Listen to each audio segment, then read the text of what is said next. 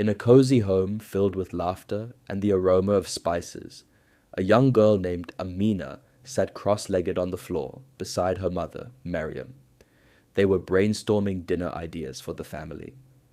Mariam, a skilled cook, flipped through a worn-out recipe book while Amina eagerly suggested dishes.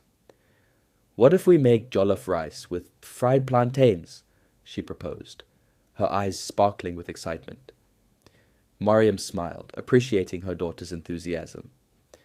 "That sounds perfect. But first, we need to get the ingredients from the market."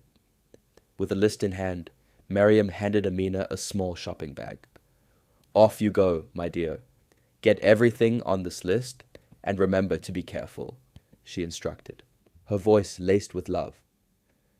Amina nodded enthusiastically, her heart racing with the thrill of adventure. As she stepped outside, the vibrant sounds of the neighborhood surrounded her, children playing, vendors shouting, and the distant sound of music. Today was her day to explore. The market was a bustling tapestry of colors and sounds. Amina navigated through the crowds, her eyes wide with wonder.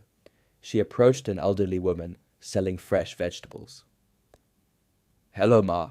I'd like to buy some tomatoes and onions, please," Amina said, her voice bright. The woman smiled warmly, her wrinkles deepening.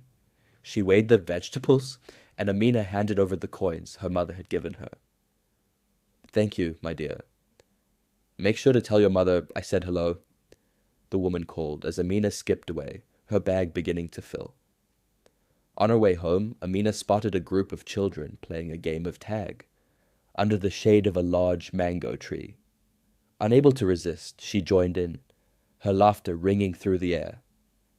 They sprinted and giggled, the world around them fading as they chased each other joyfully, forgetting the time.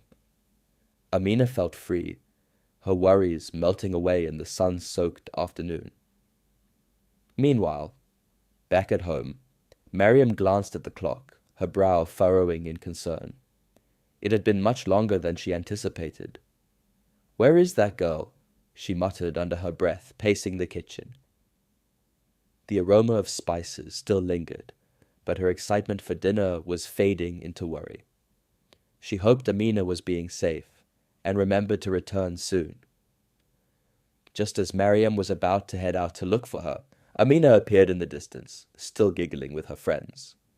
Mariam's heart sank as she noticed the shopping bag clutched in Amina's left hand, now half full, but clearly not everything on the list was there. "Amina!" she called out, her voice sharp, and the girl turned, her smile fading. Mariam marched over, gently pulling Amina away from her playmates. "We need to go home now," she said firmly, her eyes scanning the bag. "We don't have everything we need." Once they were home, Mariam's worry turned to frustration.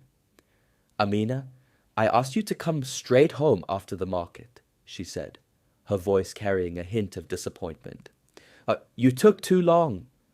With a heavy heart, she explained the importance of responsibility and how delays could affect the family.